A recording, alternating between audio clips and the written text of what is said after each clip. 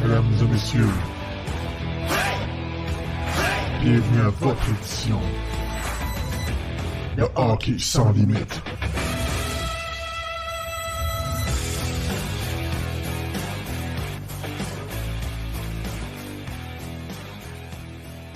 Bonsoir tout le monde, bienvenue à Hockey sans limite, version hebdo avant match. On va le dire comme ça, on va essayer de donner un bon show de 45 minutes, là, un bon 40-50 minutes jusqu'à 10h20. J'ai un chien diabétique, il faut que j'y aille le piquer.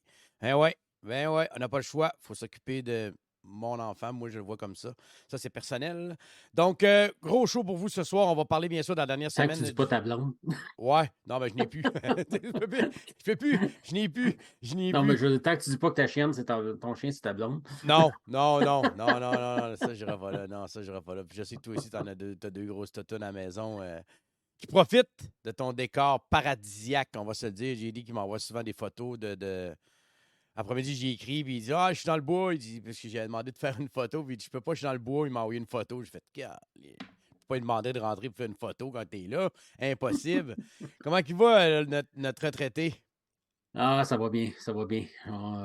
Il a fait, tu sais, on a de la neige ici, puis c'est le fun Ouais. parce que ce qui est le fun, c'est qu'il fait pas froid. D'habitude, c'est aux alentours de -10 au plus bas. Je suis allé prendre une marche avec les Sharon est allé à l'épicerie, est allé magasiner un peu pour Noël. Puis moi, j'ai pris 2 chiennes, puis on a monté dans la montagne, puis calique qui faisait beau. Assis sur la montagne, là, au pied d'un arbre, puis tu regardes la vue, tu regardes le Puis les soleil. montagnes en arrière, puis tout, c'est... Ah ouais, Ouais, pour moi, c'est tellement. C'est une thérapie, mon homme. C'est une ouais, thérapie. ouais, je te crois. Ça, je te Puis crois. C'est avec toutes les vraiment... folies qui se passaient sur l'Internet, sur Twitter, avec l'histoire de Carey Price, puis tout ça, là, j'ai dit, maudit que ça fait du bien à une place qu'on est déconnecté. En effet, en effet. J'ai suivi ça un peu, puis je vous le dis tout de suite, je suis pas un amateur de chasse. J'en ai un à côté de moi présentement au show qui est un amateur de chasse. Moi, je ne suis pas. J'ai trouvé qu'il y a eu une polémique, disons intéressante là-dessus, parce que, tu sais, j'aime pas avoir le discours, j'aime pas le discours de certains partisans de il aurait dû le savoir, avec, on le sait, les événements de la Polytechnique qui étaient dans 2 jours après sa déclaration. Nous, on la connaît, l'histoire de la Polytechnique, on sait que ça nous a touché énormément, puis c'est vrai que c'est une des tueries les plus importantes au Canada. Mais de savoir que lui, là, on sait, il a publié un tweet aujourd'hui, puis dire t'es pas au courant de ça.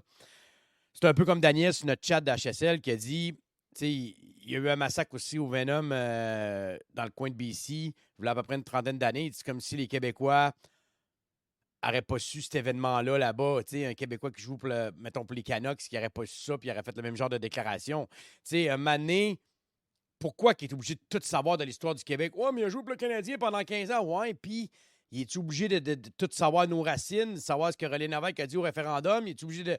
Tu sais, tu comprends? Il est obligé de tout savoir vraiment l'histoire du pays. Il a défendu sa vision des choses, étant un chasseur lui-même, sur le projet de loi des armes à feu. Puis je veux juste te demander ton opinion vite faite là-dessus, JD, parce que c'est pas une chose des armes à feu qu'on va faire ici. On va pas parler du Non. projet de loi.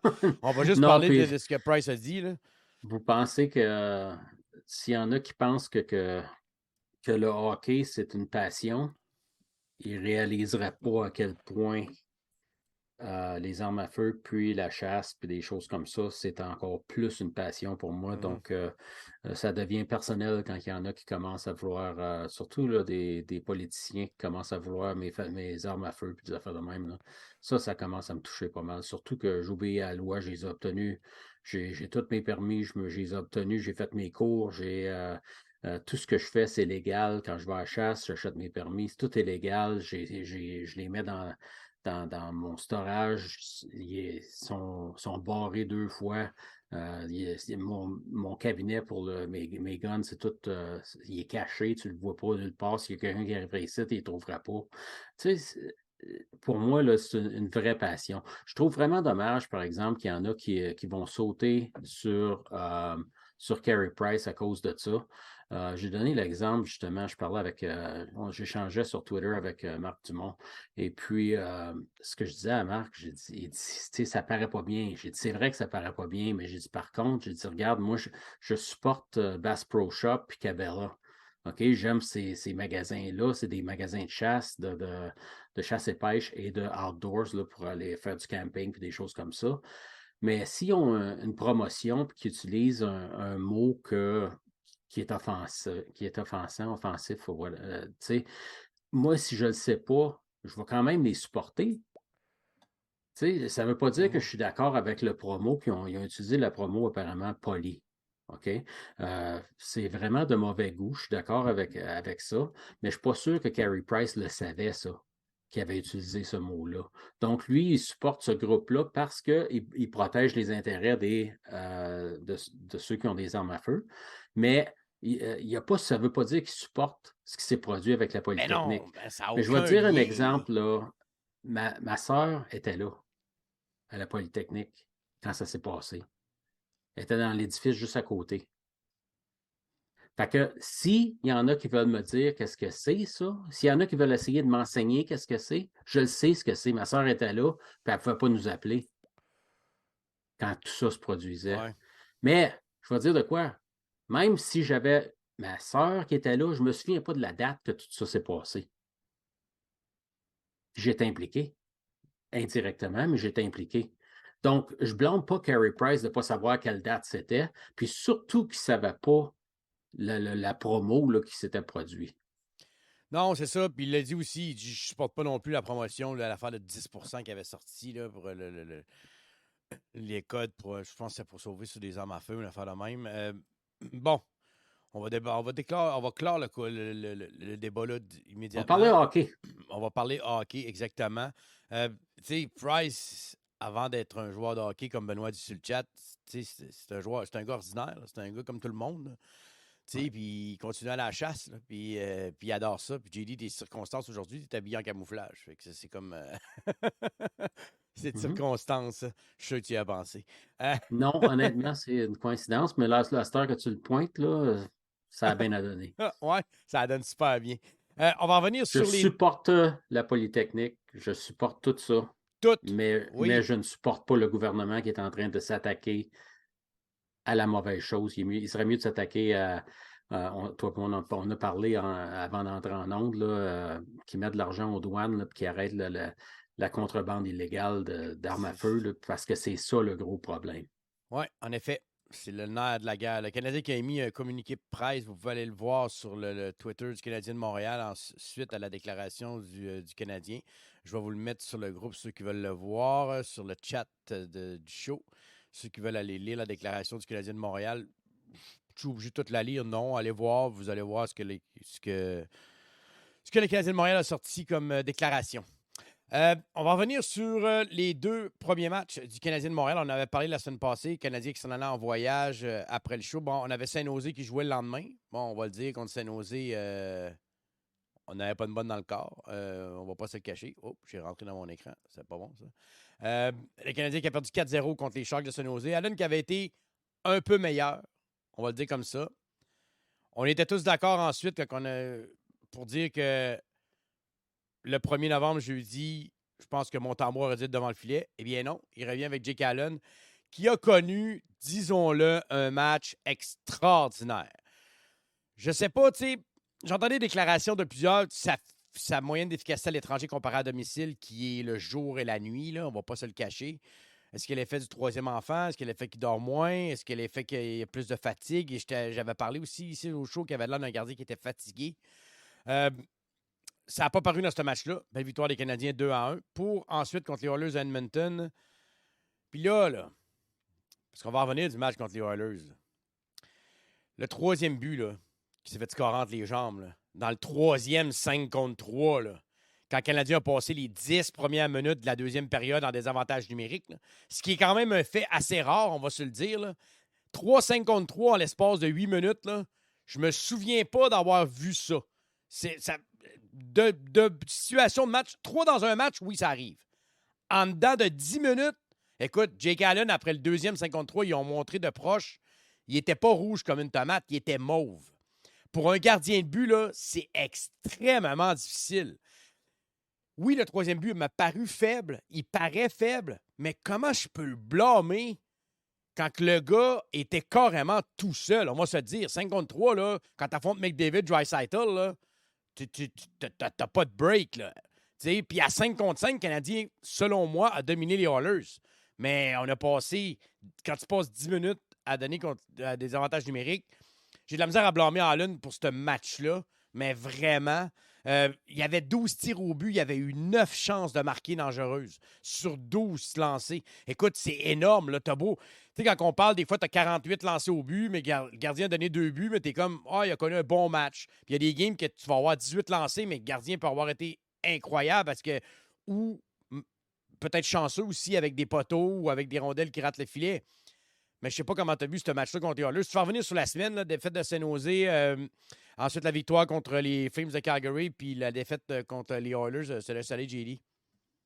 Ouais, contre San Jose, je veux dire, ça, c'était vraiment décevant. Moi, je n'en revenais pas comment les gars pouvaient arriver flat comme ça. Puis, C'était flat. Tu sais, je veux dire, ces gars-là avaient perdu quoi, 5 matchs ou 8 matchs de suite. Puis, tu sais, puis après 2 périodes, je pense que c'était 13-12 les lancés. Oh, ça n'a pas de maudit bon sens. Vraiment... Les gars, ils ne l'avaient pas. Ça arrive des matchs de même, mais quand même, c'est très décevant. On dirait là, que c'est une équipe, le Canadien, qui ne peut pas se permettre de lever le pied de la pédale présentement. Non. Puis, quand ils ont affronté une équipe qui était moins bonne ou qui avait un peu plus de misère, qui traversait une mauvaise séquence, ils ont levé le pied sur la pédale, puis ils se sont fait prendre. Tu ne peux pas juste tourner la switch on and off comme ça à volonté. Il faut vraiment... Est-ce que le Canadien a pris les Sharks à la légère? Ça oui, me semblait un peu... Moi, d'après moi, c'est ce qui s'est produit, oui. Oui, ils ont tellement eu pas de break. C'est ça, je veux dire, quand je dis duels, qu'ils ont levé le pied, quand je dis qu'ils ont levé le pied, c'est ce que je veux dire. Ils ont levé le pied, ça pédale à gaz. Au lieu de donner l'effort qu'ils auraient dû donner, il aurait pu les sortir dans la première période en sortant fort, en donnant un bel effort pour marquer une coupe de but, 2-3 buts. 0-6 en powerplay, je ne me trompe pas, contre les Sharks. Ça aide pas non plus. Je trouvais, moi, qu'il passait beaucoup trop et qu'il tirait pas assez. Ouais. Il essayait le jeu parfait, tic-tac-toe. À un moment donné, il faut que tu tires au but. Puis quand il y avait une chance de tirer, il ratait le but assez souvent. Donc, en même temps, c'est des bons apprentissages pour le Canadien de Montréal parce que cette équipe-là ne peut pas prendre un adversaire à légère. Tu ne dois pas regarder le logo ou l'équipe que tu joues présentement, surtout cette année. Peu importe l'équipe que tu affrontes. Le meilleur exemple, c'est quand on a affronté Arizona la première game. Le Canadien est sorti la pédale au plancher à Montréal. Puis, ils ont gagné un match relativement facile. Ça avait fini 5-3. Je ne me trompe pas, il y avait eu 2 buts en troisième période. C'était 5-1. Mais le Canadien avait dominé quasi tout le match. D'avoir une séquence que tu ne vas pas bien dans un match, c'est correct. Mais là, ça a été, je te dirais, 50 minutes mais sur regarde, 60. Le Canadien, c'est pas une bonne équipe présentement. Là. OK, on s'entend. C'est pas une équipe de série. C'est pas une équipe très, très compétitive. Ils sont meilleurs qu'ils étaient l'année passée, on s'entend. Mais même une équipe comme le Wild du Minnesota, qui est une bonne équipe de hockey, regarde ce qu'ils ont fait contre Dallas. Ils menaient 5-1 en entrant en troisième période. Ouais. Puis Dallas est revenu avec 4 buts sans riposte pour aller en prolongation. Puis, une maudite chance, là, Minnesota a gagné en fusillade. Là, mais ce que je veux dire, c'est que même une équipe comme Minnesota ont accordé 4 buts en troisième période de suite. Une bonne équipe, ça, Minnesota. Les équipes abandonnent pas. Tu peux pas... C'est ça. Puis contre les Oilers, j'ai trouvé ça extrêmement décevant, mais puis, vous savez que ma blonde est partisane des Oilers. Donc ici, les deux, disons qu'on marchait sur des écailles d'œufs pour ne pas écœurer un et l'autre. Quand notre équipe marquait, c'était un petit wouhou. Puis quand je voyais les powerplays à s'enchaîner, je me disais, JD doit mais là, moi, vraiment, c'est l'arbitrage. Pour moi, là, c'est vraiment l'arbitrage là, qui est. J'étais choqué après le match, puis je l'ai expliqué. Le jeu, quand Skinner drop la rondelle pendant au moins 4 secondes devant lui, quand Suzuki est passé devant lui, puis l'arbitre a laissé le jeu jouer, pour moi, ça, c'est un sifflet. Tu dois siffler le jeu, là.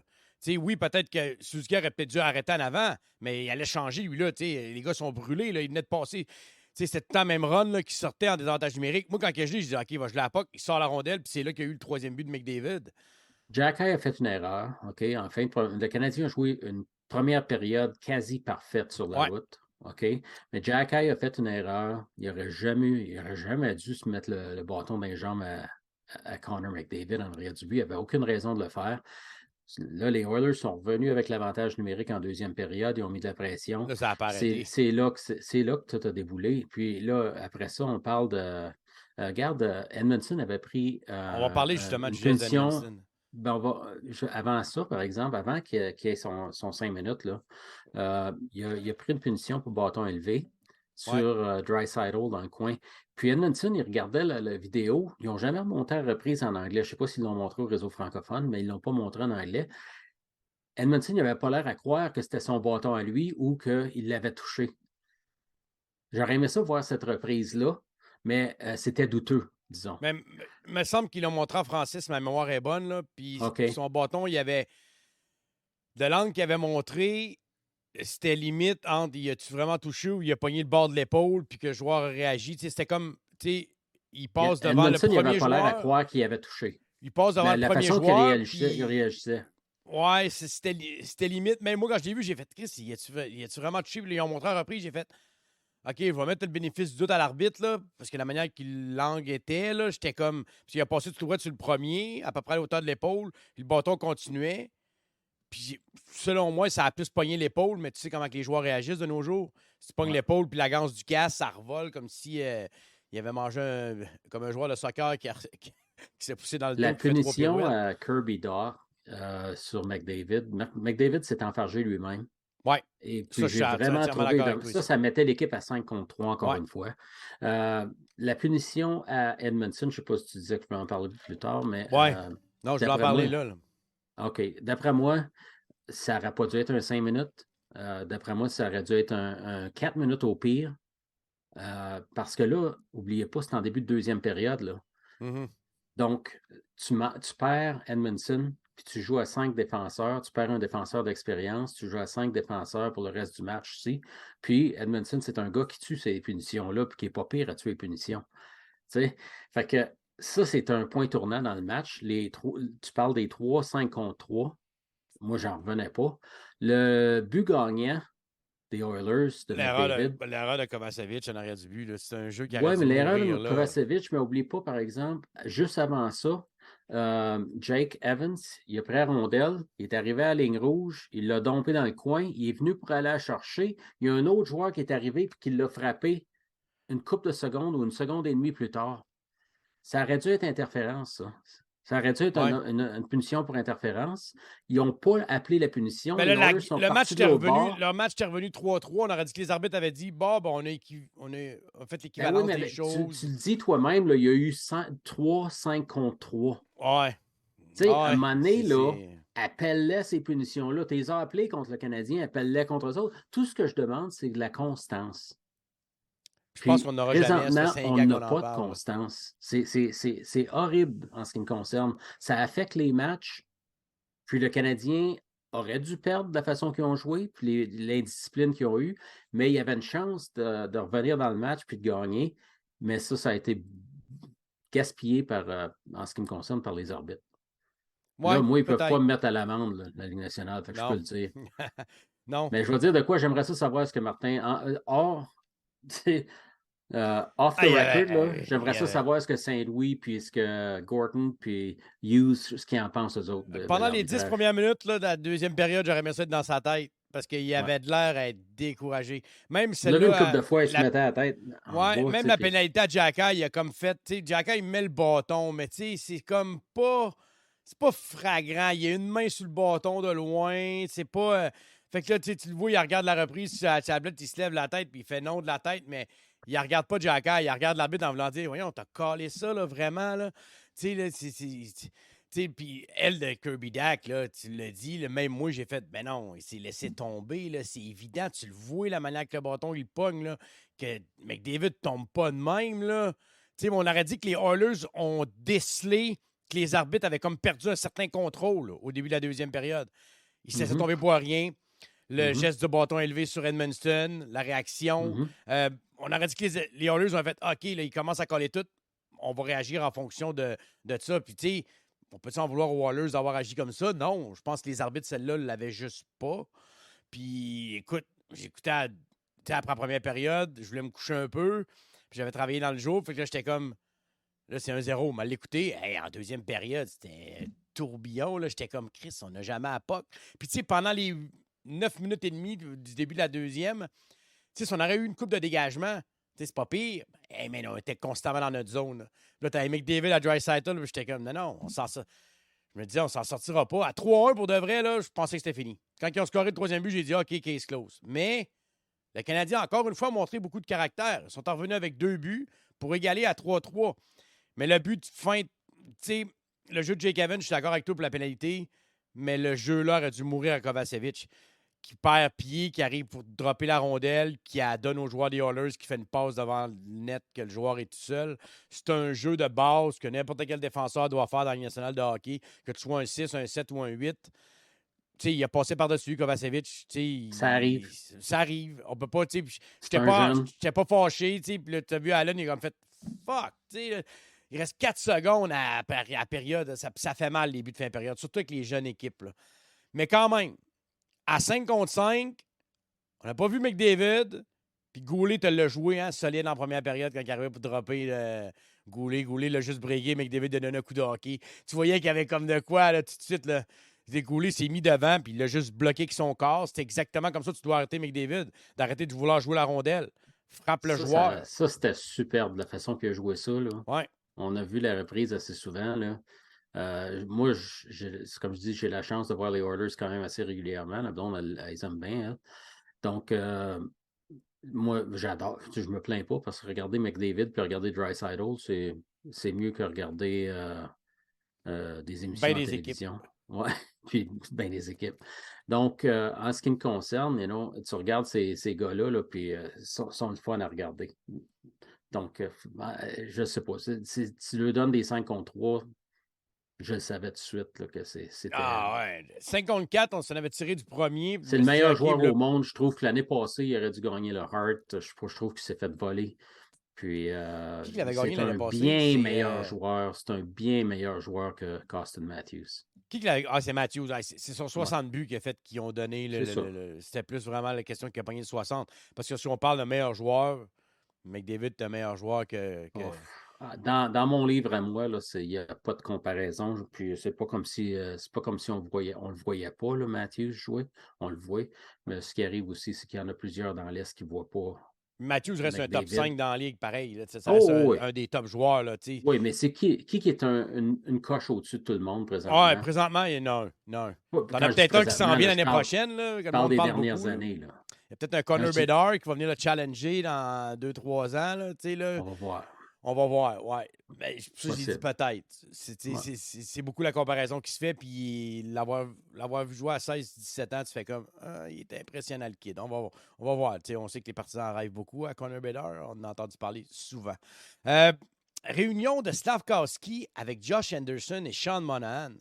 Écoute, ça n'a pas pris de temps. Ça a pris 17 secondes au début du match des Flames de Calgary, alors que Markstrom a eu une bulle au cerveau assez incompréhensible de se garrocher à terre comme ça sur le but. Même moi, j'ai fait « Qu'est-ce qu'il fait là? » Slafkowski l'a pogné. Il a tiré à travers 2 défenseurs qui sont jetés devant le filet qui était complètement abandonné. Mais c'est un gros trio imposant. Tu as un Monahan à 6 pieds 2, tu as un Anderson à côté à 6 pieds 3. Parlant d'Anderson qui a coûté le 5e but, là, lui, contre les Oilers, là, c'est vrai qu'il n'y a pas un grand QI hockey. On ne peut pas y enlever ça. Là. Même si c'est un gros bonhomme et qui patine vite, là, c'est pas le gars le plus intelligent sur la glace. Mais avec Monahan et Slafkowski, je trouve que ces 3-là ensemble, ça nous donne un gros trio. Comparé au premier, tu as Suzuki et Caulfield qui sont un peu plus petits. Ben, Suzuki 5 et 11. Tu as Dak. Là, derrière ce trio-là, c'est la 2e ligne. Je ne sais pas comment tu trouves ça, la promotion de Nas Slafkowski. Je trouve qu'il joue présentement son meilleur hockey depuis le début de la saison. Là. Tu me suis sur Twitter, donc tu dois savoir ce que j'en pense un peu. Ça fait longtemps que je le demande, ça.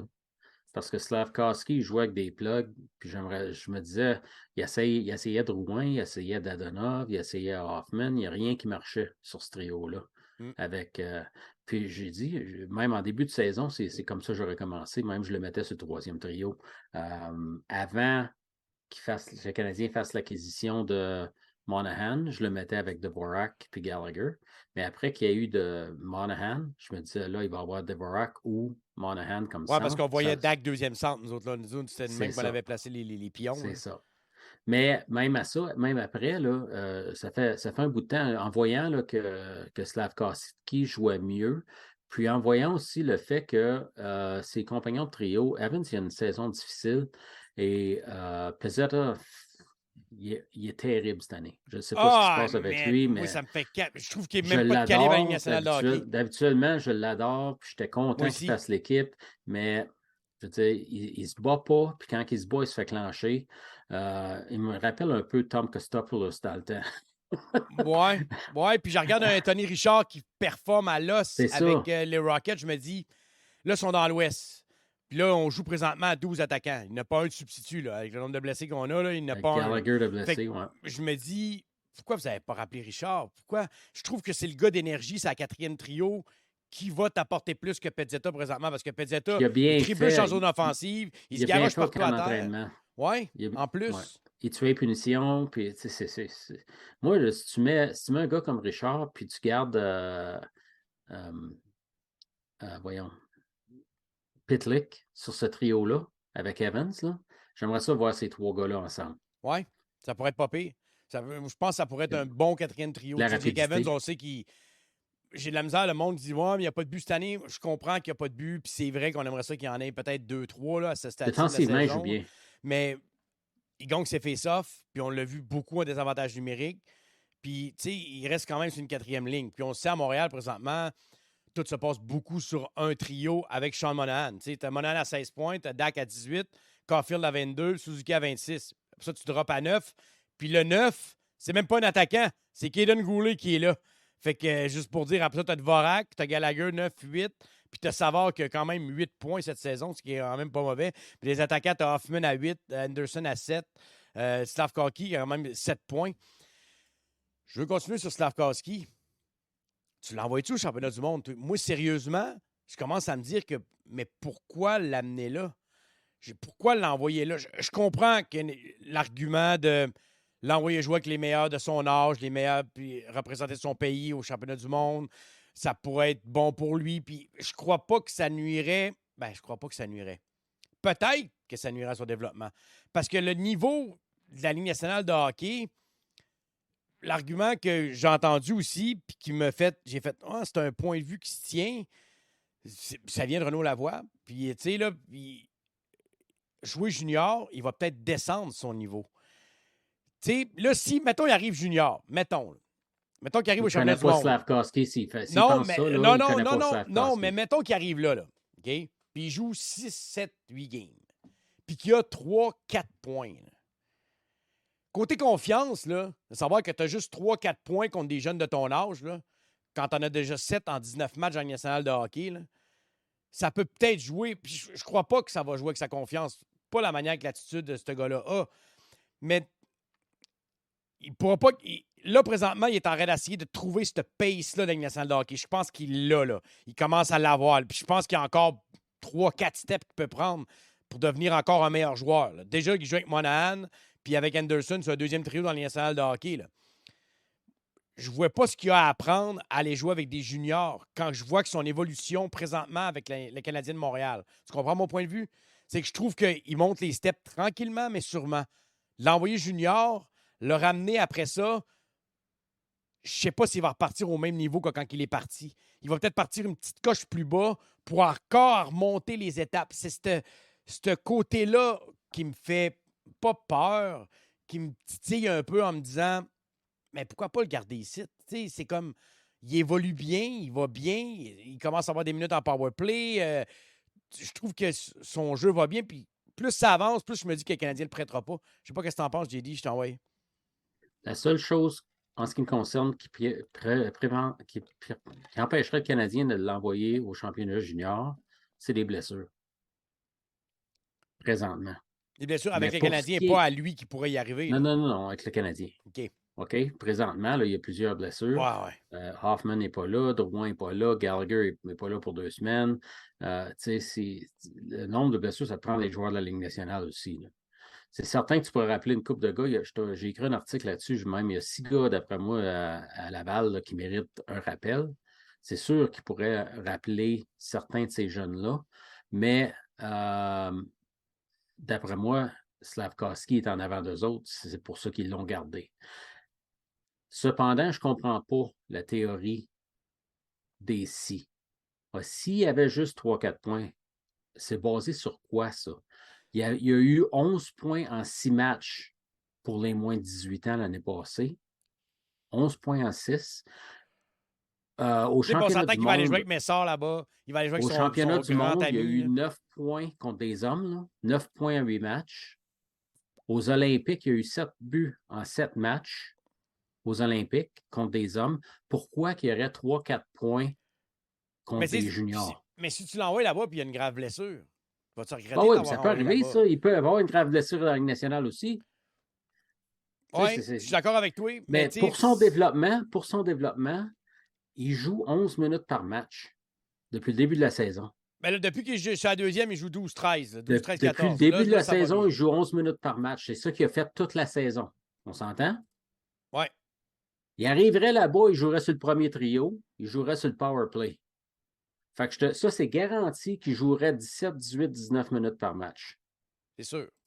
C'est sûr. Donc, point de vue conditionnement, point de vue confiance, point de vue à toucher à la rondelle, parce que c'est ça qui est important. C'est un gars fier de représenter son pays aussi. Là. Ça, il faut le mettre en mention. Les Européens sont comme ça. Ils adorent représenter leur pays. C'est une méga vedette en Slovaquie. Là. Lui, Messard, c'est vraiment 2 méga vedettes. Puis on sait que Messard, c'est son body, là, c'est son chum. Là. Honnêtement, je ne vois pas de négatif de l'envoyer là. J'en vois pas. Je vais remettre mon point de vue en perspective là, parce que je ne serais pas contre. Là. Si le Canadien l'envoie, je ne vais pas faire Ah non, je pense qu'ils vont scraper. Mais pas du tout. Là. Je pense qu'aller jouer, comme j'ai mentionné les points aussi, j'aime ça me contredire moi-même un peu. C'est que d'aller jouer avec son bon chum Méchard, il va être content de la retrouver. C'est Méchard qui va extrêmement bien dans l'île de l'Ontario cette année. Puis établir une chimie entre les deux, continuer à établir cette chimie-là entre les deux parce qu'ils vont jouer ensemble un de ces jours. Ah, peut-être, oui, peut-être. Ça, c'est un bon point de vue. Puis c'est un gars qui est une méga vedette dans son pays. Il a été repêché au premier. C'est le premier repêché premier de l'histoire de la Slovaquie. On sait que la Slovaquie, c'est un petit pays de 5 millions d'habitants, si ma mémoire est bonne. Donc, là-bas, c'est une méga vedette. Là. Puis, le tournoi est dans les Maritimes, donc c'est pas loin. Non, c'est ça. C'est pas loin du Canadien aussi. Fait que, tu sais, je dis pas que les arguments sont contre. Juste que il y a des bons arguments pour l'envoyer. Je crois qu'il y en a aussi des contre l'envoyer. Il y en a beaucoup qui disent il va-tu descendre son jeu d'un cran? Ça, c'est pas le connaître. Ouais, mais c'est pas le connaître. Des fois, c'est pas nécessairement le repêché justement à cause de ça. Mais des fois, c'est pas l'effet de la rondelle. Ben, je comprends, mais des fois, c'est pas l'effet de l'individu. C'est juste l'effet du calibre auquel tu affrontes. Là, présentement, je sens un Slafkovský qui veut augmenter son pace, augmenter sa prise de décision, augmenter ses décisions sur la glace. Tu comprends? D'essayer de trouver le rythme de la Ligue nationale de hockey. Puis c'est normal, là. Ça va peut-être prendre encore un an, peut-être encore un an et demi là, à trouver ce rythme-là. J'adore ce que tu viens de dire. J'adore ce que tu viens de dire. C'est vrai ce que tu dis. OK? Il essaie d'augmenter son pace. Il essaie de jouer plus au niveau de la Ligue nationale, penser plus vite, puis tout ça. Te souviens-tu, quand Nick Suzuki a participé à son premier camp d'entraînement avec le Canadien de Montréal, il y avait eu un très bon camp d'entraînement. Il y en a qui parlaient même de le garder. Le Canadien l'a retourné au junior, puis qu'est-ce qu'ils ont dit? Ils ont dit, Nick, on veut que tu continues ton rythme, mais il faut que tu joues à un niveau de la Ligue nationale. Il faut que tu joues plus vite, il faut que tu penses plus vite, fais toutes tes décisions plus vite. Au niveau junior, comme tu le ferais dans la Ligue nationale. Alors, regarde l'année qu'il y a eu dans la Ligue de l'Ontario, puis surtout après ça, vu que la saison progressait dans les séries, comment il avait bien joué. Quand il est arrivé à Montréal, il était prêt. Donc, tu peux quand même faire ça, ce que Juraj Slafkovský essaie de faire présentement. Tu peux quand même le faire au championnat du monde. Là. Ça, c'est plus que le CHL, c'est plus que la OHL puis la Ligue du Québec. Là. On parle d'un très haut calibre de niveau junior. Tu peux quand même faire ça parce que les gars avec qui tu vas jouer, c'est tous des bons patineurs, c'est tous des bons manières de rondelle. Les équipes que tu vas faire face, ça va être aussi de très bons joueurs de hockey. Le calibre va être là, sauf que tu vas avoir une fraction de seconde de plus pour prendre confiance puis toucher à la rondelle plus souvent. Moi, c'est ça que je vois, point de vue développement. Tu te développes beaucoup plus rapidement quand tu as la rondelle sur le bâton. Oui. Oui, les arguments sont bons. Moi, je ne suis pas contre à l'envoyer. Puis le côté blessure, je me dis, faut as tellement de bons joueurs que tu peux rappeler de Laval. Tu sais, puis là, on va enlever Xavier Simoneau de l'équation parce que lui, il a un contrat AHL seulement. Il n'a pas de contrat de la Ligue nationale encore. Là. Puis il performe super bien avec le Rocket. Là. Il va le gagner son contrat l'année prochaine, 2 volets. Là. Ça, j'ai pas de doute. Là. Mais tu sais, t'as Anthony Richard que tu peux rappeler. T'as un Ilonen que tu peux rappeler. Tu peux donner, tu lui dis, gars, pendant 2-3 semaines, tu vas être ici. Puis je crois que le calendrier du Canadien de Montréal, le positionnement du Canadien peut-être rendu à cette date limite-là, avant de l'envoyer junior, va être déterminant. On sait qu'on a un calendrier extrêmement chargé et difficile le reste du mois. Bon, Canucks, Seattle, Los Angeles, Calgary, t'as Ottawa, Anaheim, Tampa Bay, Arizona, Colorado. Tu sais, ça va amener au 21 décembre. Là. Fait que, tu sais, le positionnement du Canadien se ramasse avec, exemple, 12-16 ou une affaire de même, où tu peux te permettre de l'envoyer là-bas pour 2 semaines. Il n'y a aucun problème avec ça. Là.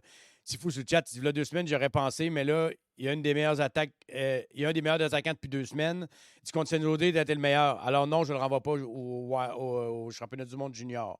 Il y a tellement d'arguments du pour et du contre. Puis c'est un peu ce que je disais un peu tantôt, c'est que je trouve que sa game, elle s'améliore. Fait que je me dis, mais qu'il revienne de là-bas, est-ce qu'il va partir de où quand il est parti ici pour monter?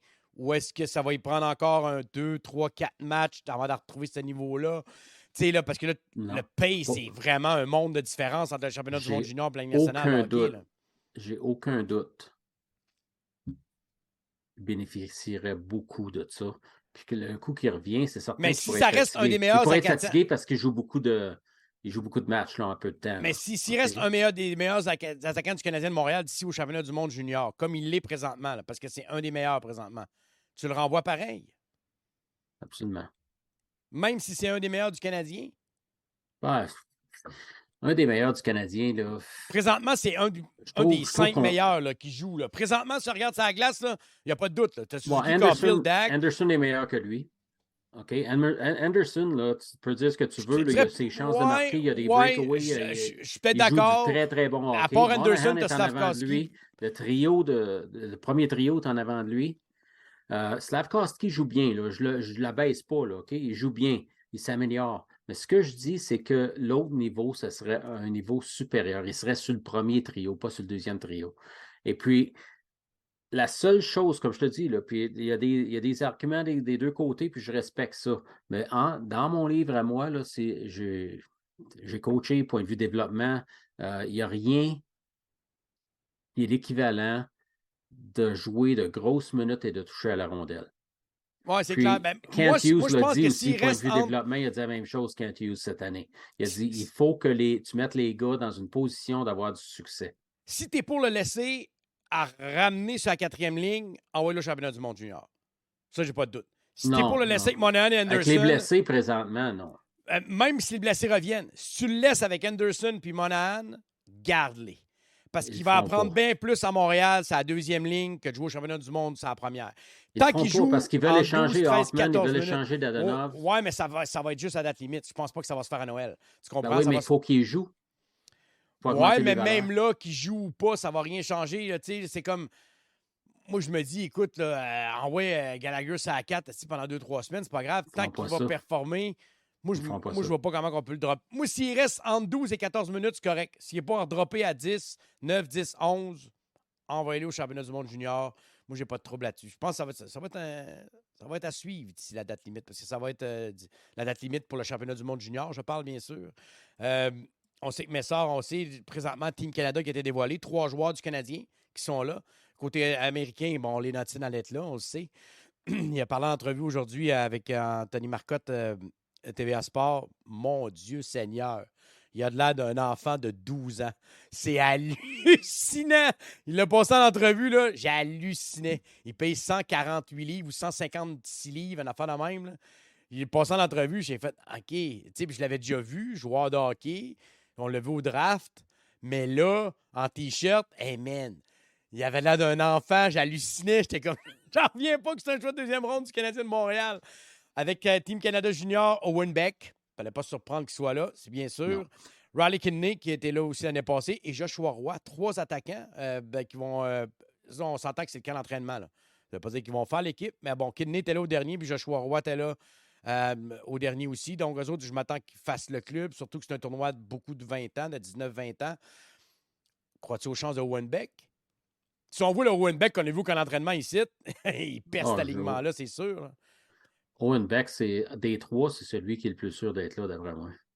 Parce que c'est quand même du solide. Le gars gagne, c'est le meilleur dans les mises en jeu dans la ligne canadienne. Owen Beck. Ça prend ça dans les championnats juniors. Ça te prend des gars qui sont capables de gagner les mises au jeu. Puis, c'est un joueur de 200 pieds. C'est un joueur comme le Canada les aime. Donc, pour moi, là, en ce qui me concerne, il n'y a aucun doute que Owen Beck va être là. Joshua Roy, ça dépend. Parce que lui, cette année, j'ai trouvé qu'il est hot ou il est cold.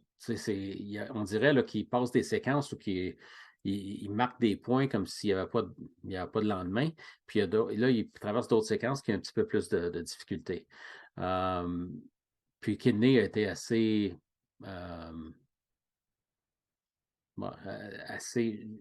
comment tu dis ça? Assez, le mot m'échappe, là. Constant toute la saison. Ouais. Kidney, c'est le genre d'attaquant que tu vas avoir 3, 4e ligne, qui va jouer des avantages numériques, bon dans la mise en jeu. Il fait rien d'extraordinaire, mais tout de bon, même qu'on pourrait dire ça un peu. Là. C'est pas le flashy guy qui va. Mais c'est le gars qui va aller dans les coins, qui est bon en échec avant, des avantages numériques. Puis avec Team Canada, t'en as besoin. Tu vas avoir une solide équipe qui a été sélectionnée. Là. On va se le dire. T'as Fantilli qui est là. T'as Connor Bedard qui est là. T'as Zachary Bolduc qui est là aussi. T'as Nathan Gaucher qui est là.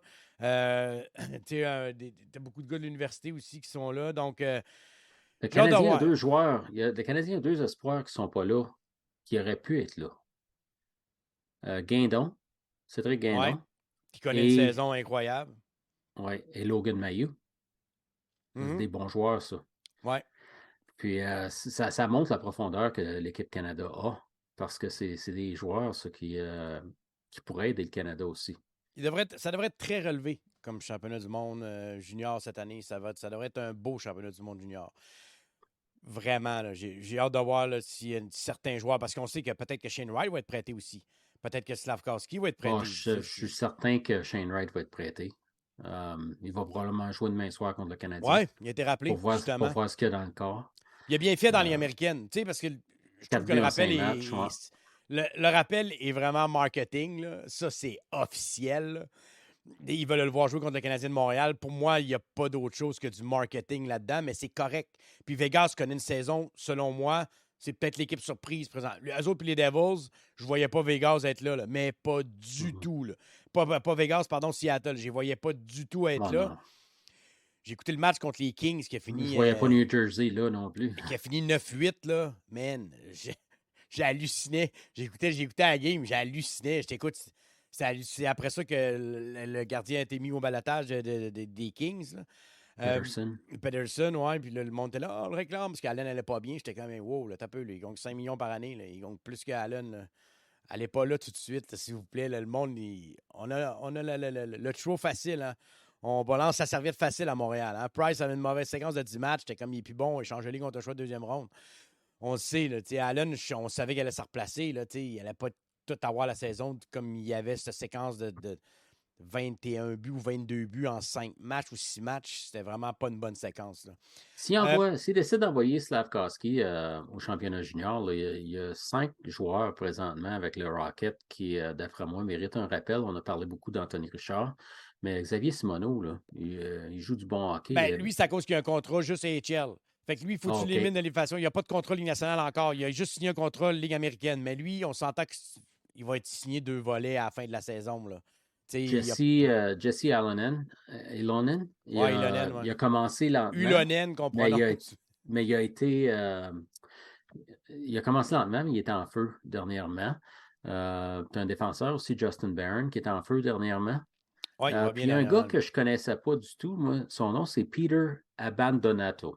Abandonato, hein? Il a 24 ans.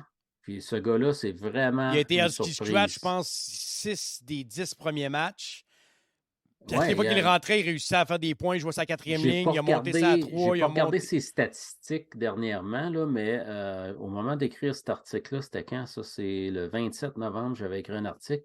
À ce moment-là, il y avait 11 points en 13 matchs. Je pense qu'il est pas loin du 13 ou 14 en 16, là, Un point par présentement. Là. match, Ouais, il presque. est pas Ouais. loin. Là. Ouais, il est pas loin de ça. Donc, Là. c'en est un autre. Il y a un jeune de 24 ans tu sais, il mériterait une chance aussi.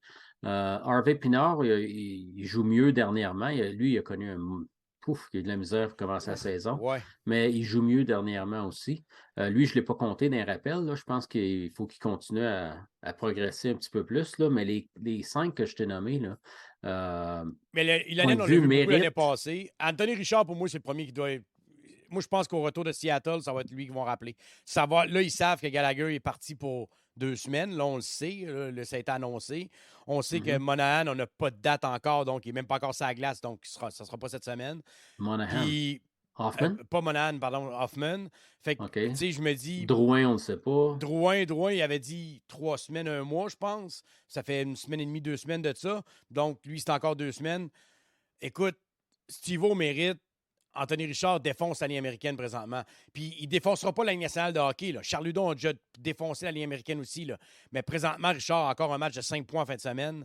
Là, présentement, à Laval, ça va pas bien, on va se le dire. Là. C'est pas rose ce qui se passe. Autant que Primo te connaît des bonnes games puis que le lendemain, il donne 5 buts.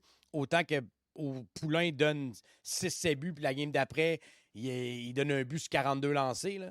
C'est à peu près c'est Je une vais te dire saison qui honnêtement, est moi, rocambolesque à Laval. je rappellerai Richard puis Lonen, puis j'enverrai Pezzetta en bas. Puis je pense que Pezzetta clear le balotage. Jouer comme il joue présentement? Ah oui. Ah non, Ouais. pour moi, il n'est même pas un joueur de la nationale de hockey.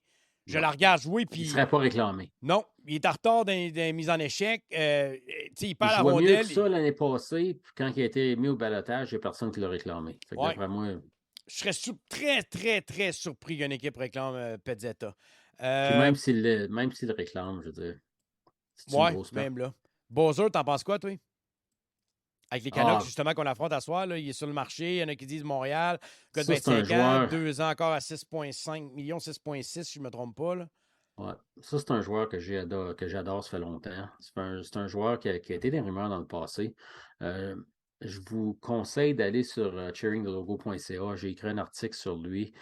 Traduisez-le en français. Il y Il en y a a un un qui l'a petit bouton comparé Google là, à aujourd'hui droite. Là. à Tyler Toffoli. Pas un grand coup de patin, un bon scoreur de but. Il est meilleur patineur que Toffoli. Mais le Mais style il de a une joueur. meilleure shot. Il a une meilleure shot, puis il est plus gros que Toffoli. Quand je dis meilleur patineur, je veux dire, c'est juste que c'est pas que Besser il est un excellent patineur, c'est que Toffoli, il est vraiment pas un bon patineur. C'est Non. dans ce Il score sens-là, des tu sais. buts, mais ouais, je comprends ce que tu veux dire. Mais Besser, c'est le style de joueur qui est capable de trouver ce qu'on dit en anglais le soft spot, OK, la place pour recevoir une passe. Là. Pour moi, ce gars-là, là, si tu le mets avec un gars comme Monahan, là, puis il va te remplir le filet. C'est un gars comme lui, ou même tu pourrais même l'essayer, si tu veux essayer Dak au centre, tu peux Parce que c'est l'essayer sûr à qu'il faut que tu droite donnes de un salaire. Tu Suzuki. peux pas le ramasser et donner un choix. Faut que Non, tu donnes un d'après Hoffman moi, ou un Armia ou. ouais, tu sais, j'écoutais Tony Marinaro qui disait qu'on devrait envoyer Armia puis un choix. Écoute, c'est la meilleure façon, c'est la Ouais. meilleure façon de se faire accrocher au nez. Ça n'a même pas Ah d'allure. ouais, parce que là, il paraît que Colorado t'intéressait aussi, puis Colorado a du stock à Hoffman, donner. Hoffman, ça ne marchera pas. Non. OK, je te le garantis, Hoffman, ça ne marcherait pas. Le seul que je verrais possiblement que les Canucks seraient intéressés, ce serait Josh Anderson. Puis, lorsque tu y penses un peu, ça serait les deux jouent la même position. Ça fait Les du deux sens. jouent la même position. Tu enlèverais de la rudesse pour un gars qui aiderait plus sur l'avantage numérique. Parce que c'est ça, sa force. Ouais. Oh, oui, C'est ça, ça. il n'y a pas de doute. C'est un gars qui va scorer 25 buts par année. Là. Tu sais, le T'sais, bumper, la position du bumper, là, lui, il joue cette position-là ouais. par excellence sur le power play. Ouais. Puis si t'as Caulfield de l'autre bord, puis t'as Suzuki de l'autre bord, ça donne N'oubliez trois pas, il y options en pour a qui scorer regardent des ces buts. statistiques, Yannick, ce que j'ai écrit sur cet article-là, là, c'est pour ça que j'aimerais ça que vous alliez le lire, parce que ce que j'ai écrit sur cet article-là aussi, c'est j'ai décrit ce que ce gars-là a passé à travers. Ce qui a passé au travers depuis l'âge de 13 ans, son père a été diagnostiqué avec Parkinson's. Le petit gars avait 13 ans. Il est décédé, son père, récemment, au mois de mai. Ça l'a affecté Besser. OK? Cet homme-là, son père, je veux dire, tu sais, perdre ton père à 25 ans, là, c'est pas. Ouais, non, c'est pas évident. Non, c'est pas évident. Puis son père a été malade, là. Il a eu le cancer, puis il a eu un accident d'auto, puis Puis les vraiment la Canucks, tout va malchance l'a Tu sais, suivi. on sait que ça a mal commencé aussi pour les Canucks. Quand l'équipe va pas bien, c'est dur pour tout le monde d'aller bien dans cette équipe-là. Là. Tu sais, Puis Boervat qui avait une bonne saison. il Là, est mais... aimé dans le vestiaire. Ouais. C'est un gars c'est un gars vraiment là, qui est non seulement un bon joueur de hockey, mais c'est un bon gars. Puis ça ne me surprendrait pas que le Canadien ait de l'intérêt. Non, moi non Est-ce qu'il plus, peut. parce que tu sais, aller chercher un gars comme lui va peut-être t'empêcher de signer Monahan, mais en même temps, il ne faut pas oublier qu'à la fin de la saison, il y a beaucoup de contrats qui partent pour le Canadien de Montréal. Là, Mais si tu enlèves, je ne suis pas sûr que ça empêcherait de signer Monahan, parce que si tu enlèves le 5,5 millions de Drouin, c'est quasiment le d'Anderson salaire. Ouais, si t'enlèves 5,5, ouais. dans l'échange, Il là, y a 1,1 million de différence pour les 2 prochaines années. Là. c'est ça. C'est rien. Fait Là. que, tu sais, c'est pas une grosse différence. Plus tu as Drouin, plus tu as Dadonov qui part. D'après Ouais. moi, le salaire, là, c'est certain qu'il va falloir que tu payes Caulfield. OK? Mais je veux dire, moi, d'après moi, là, c'est faisable. La seule chose que je me pose une question, c'est que les, euh, les Canucks aimeraient clairer du salaire afin de pouvoir re-signer Bo Horvat, leur capitaine. C'est peut-être là qu'Armia devient une option intéressante, à 3,4. Là, ils se disent, on sauve 3 millions de salaire, 3,2 Ouais. millions de salaire. On va peut-être Écoute, prendre un joueur qui est moins bon, il mais vient on va d'avoir prendre une votre choix. passe cette On saison. va peut-être C'est prendre tout. un choix de. Ouais, oui, je comprends, mais Armia, on sait que c'est un meilleur joueur. Il commence à bien jouer. Là. Contre Oilers, il a joué un bon match. Il a frappé un poteau, il était dans l'enclave, il a eu des chances de marquer. Tu vois que lui, ça y prend. Armia, c'est un gars qui ça y prend du temps à partir. Tu T'sais, veux faire cet échange-là, il va falloir que tu donnes un un choix de première. Jordan Harris ou il va falloir que tu donnes un espoir de premier rang. Je te Ben, moi, je garantis. pense que si tu donnes un choix de première ronde, même si c'est un late, même si c'est pas lui qui appartient au Canadien de Hughes, il Montréal. n'échangera pas un choix de première ronde.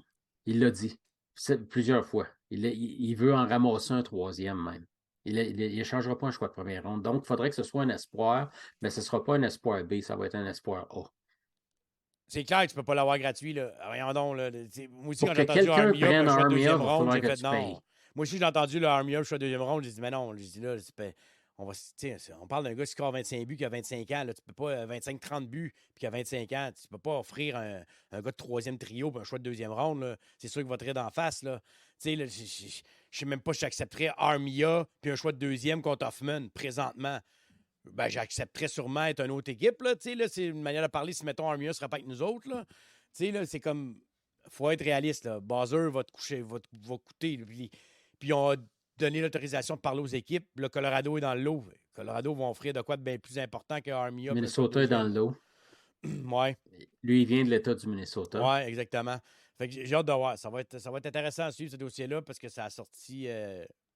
Ça a sorti de nulle part, comme on dit. Il était supposé être LT Scratch, puis en fin de compte, il y a un joueur qui ne pouvait pas jouer, fait qu'il avait joué à la place.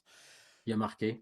Ouais. Perte de Savard. Ce soir, vite fait, on en parle avec la prédiction. On a une prédiction, les trios ont échangé du dernier match. Donc, c'est Jordan Harris qui va jouer à droite avec Jacky, Kovacevic avec Madison, Edmondson avec Goulet.